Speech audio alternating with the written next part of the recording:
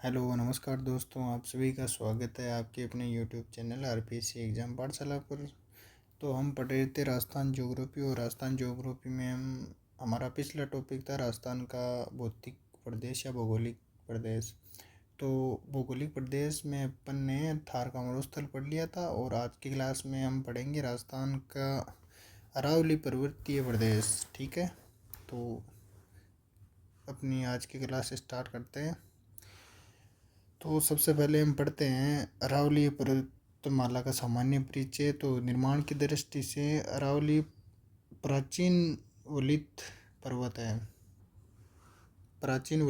है जिसका निर्माण प्री कैम्ब्रियन काल में हुआ है। अरावली विश्व की प्राचीनतम वलित पर्वत श्रृंखला है। अरावली महान जल विभाजक का भी भाग है, जो राजस्थान को बराबर दो भागों में विभाजित करती है। और वर्षा की दृष्टि से भी राजस्थान में अरावली जल विभाजक का काम करती है, और यह राज्य के कुल क्षेत्र के 9% भाग पर है। अरावली राजस्थान के 9% भाग पर विस्तृत है, जिस पर राज्य की लगभग 10% जनसंख्या निवास करती है। 9% एरिया पे 10% राजस्थान की जनसंख्या निवास करती है। अरावली का विस्तार है गुजरात के पालनपुर से दिल्ली के रायसीना हिल्स तक है, और इसकी टोटल लंबाई है 692 किलोमीटर। और 692 में से राजस्थान में इसकी लंबाई है 550 किलोमीटर। और अरावली पर्वतमाला की औसत ऊंचाई है 930 मीटर। और राजस्थान में इसकी लंबाई है 550 किलोमीटर, और इसकी कुल लंबाई है 692 किलोमीटर। अरावली की तुलना यूएसए के अपलेशियन पर्वत से की गई है। काफ़ी बार ये सवाल पूछा जाता है कि अरावली की तुलना यूएसए के किस पर्वत से की गई है, तो इसकी तुलना यूएसए के अपलेशियन पर्वत से की गई है। और शरीर के अंग कान के समान इसकी आकृति हैं, और वाद्य यंत्र तानपुरा वाद्य यंत्र होता है, उसकी संरचना और अरावली पर्वतमाला की संरचना लगभग समान है। तो तानपुरा वाद्य यंत्र से इसकी तुलना की गई है। ये है राजस्थान की अरावली पर्वतमाला, जो राजस्थान के लगभग बीचों बीच है। ये इधर थार का मरुस्थल, और ये मैदानी प्रदेश, और ये हाड़ौती का क्षेत्र। और अरावली पर्वतमाला को बराबर 3 भागों में बांटा गया है: उत्तरी अरावली, मध्य अरावली और दक्षिणी अरावली। तो अरावली का पहले तो हम एक सामान्य सा परिचय पढ़ते हैं। इसकी जलवायु है उपाद्र जलवायु, और इसमें चट्टानें क्वार्टजाइट प्रकार की चट्टानें पाई जाती है, और धात्विक खनिज पाया जाता है। और अरावली की दिशा है दक्षिण पश्चिम से उत्तर पूर्व है। ये उत्तर हो गया, ये दक्षिण हो गया, ये पूर्व हो गया, और ये पश्चिम हो गया।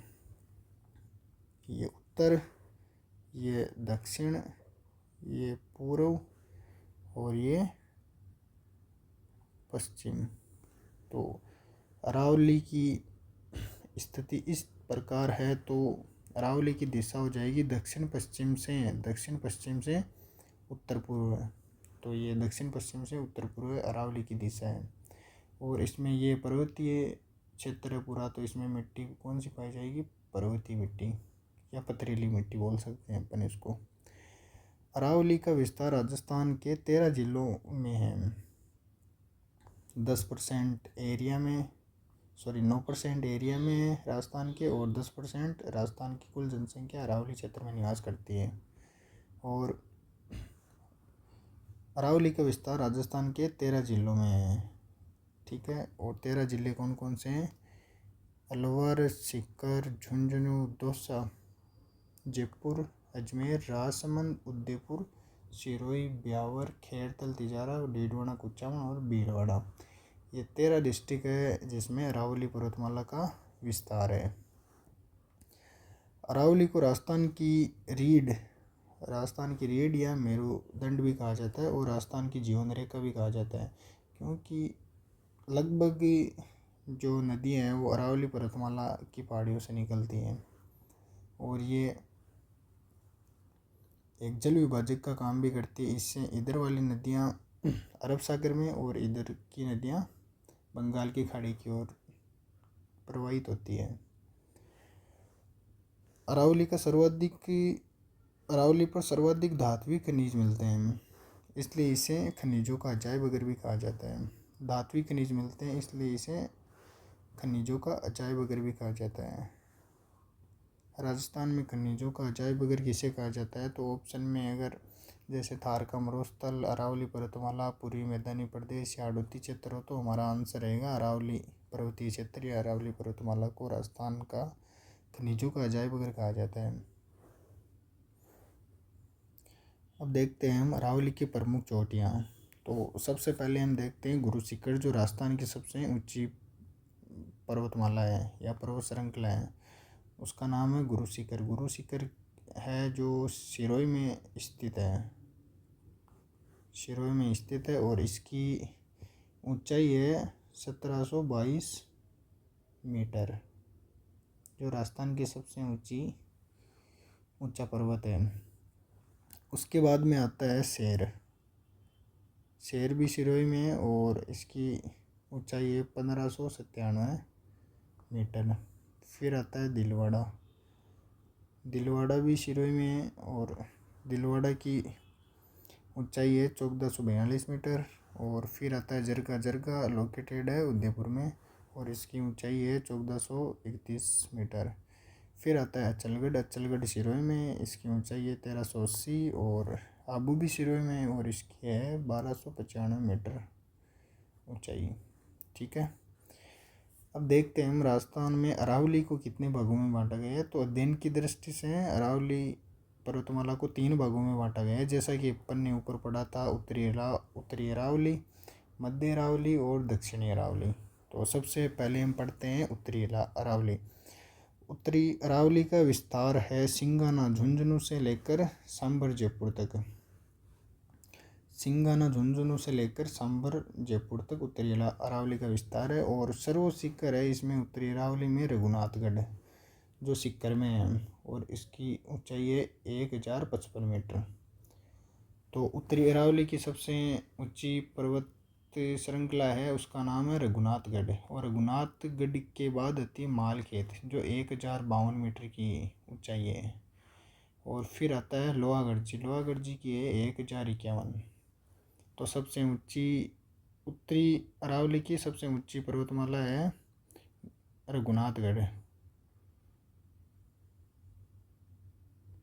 रघुनाथगढ़ और फिर है मालखेत और फिर है लोहागढ़ जी, जो झुंझुनू में स्थित है। ठीक है, और उत्तरी अरावली में चट्टानें पाई जाती है, क्वार्टजाइट एंड फाइलाइट प्रकार की चट्टानें पाई जाती हैं। फिर उत्तरी अरावली के बाद में आता है मध्य अरावली। मध्य अरावली का विस्तार है सांबर से सिंगाना तक तो उत्तरी अरावली है। और मध्य अरावली है सांबर जयपुर से लेकर देवगढ़ राजसमंद तक। सांबर तक तो है उत्तरी अरावली और सांबर से देवगढ़ राजसमंद के बीच में है मध्य अरावली। मध्य अरावली का सर्वोच्च शिखर है टोडगढ़। टोडगढ़ अजमेर में, तारागढ़ भी अजमेर में और नागफाड़ भी अजमेर में ही है।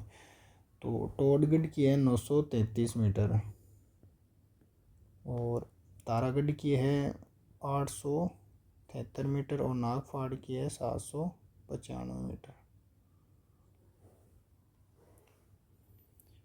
नागपहाड़ की है 795 मीटर। तो सबसे मध्य अरावली की सर्वोच्च पर्वतमाला है टोडगढ़।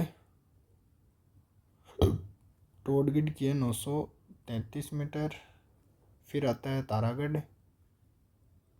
तारागढ़ की ऊंचाई है 873 मीटर। और फिर आता है नागपहाड़। नागपहाड़ की है 795 मीटर। और मध्य अरावली में चट्टानें हैं संगमरमर प्रकार की एंड क्वार्टजाइट। फिर आता है तीसरा एंड लास्ट है दक्षिणी अरावली। अब देवगढ़ तक तो थी मध्य अरावली और देवगढ़ राजसमंद से लेके सिरोही तक है दक्षिणी अरावली का विस्तार, जिसका मुख्य विस्तार सिरोही में है और मध्य अरावली का है अजमेर में।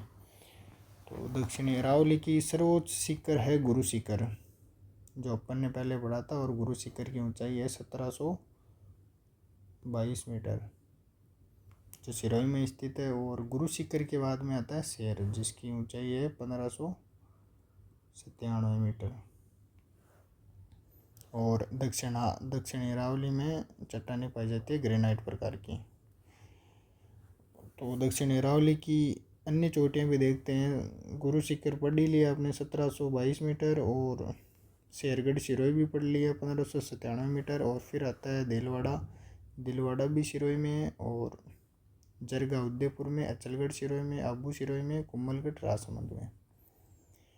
अब पढ़ते हैं अपन अरावली के प्रमुख दर्रे उन तंग रास्तों को कहते हैं जो दो पर्वतों के बीच से होकर गुजरता है, उन्हें दर्रे कहते हैं। तो पहले तो देखते हैं राजस्थान डिस्ट्रिक्ट में राजसमंद में कौन कौन से दर्रे पाए जाते हैं। तो राजसमंद में एक तो है दिवेर नाल है जो जिससे कोटाली नदी का उद्गम होता है। और फिर है गौरम घाट, पगलिया या जिलवाड़ा नाल भी बोलते हैं। और नेक्स्ट है हाथीगुड्डा नाल, जो राजसमंद को पाली से जोड़ता है। हाथीगुड्डा नाल ही राजसमंद को पाली से जोड़ता है, मतलब राजसमंद को पाली से कनेक्ट करता है हाथीगुड्डा नाल। फिर है ब्यावर में है कछवाली दरा, पीपला दरा, बरदरा, फखेरिया दरा, सूराघाट दरा। ये 5 दरे हैं जो ब्यावर में स्थित है। फिर पढ़ते हैं उदयपुर के। तो उदयपुर में देवबारी नाल, केवड़ा नाल, फुलवारी नाल, हाथीगुड्डा नाल या हाथी नाल भी बोलते हैं इसे। फिर पढ़ते हैं पाली डिस्ट्रिक्ट में कौन कौन से दरे हैं। तो पाली में 2 ही, एक तो बरनाल और एक देसुरी नाल। बरनाल है जो पाली को अजमेर से जोड़ता है, और देसुरी नाल है जो पाली से राजसमंद को जोड़ता है।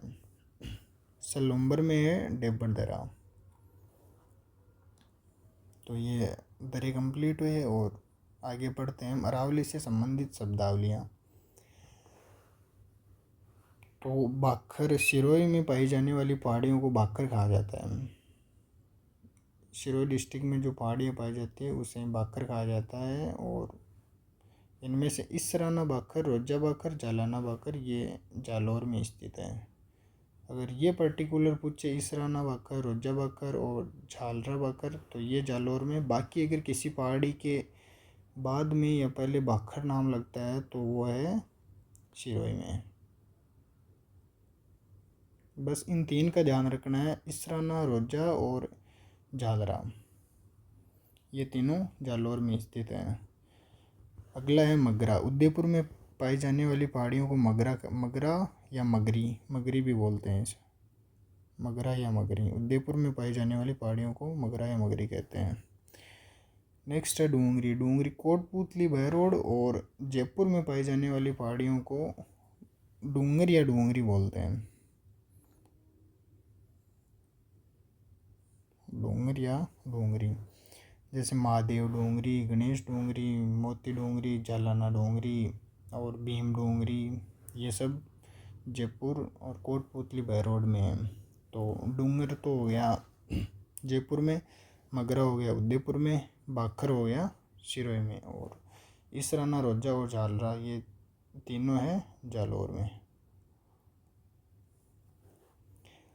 अब है देसरो। तो उदयपुर में जरगा व रागा पहाड़ियों के बीच, उदयपुर में जरगा और रागा पहाड़ियों के बीच में हरा भरा क्षेत्र है। जो ये हरा भरा क्षेत्र है इसको देसरो बोलते हैं।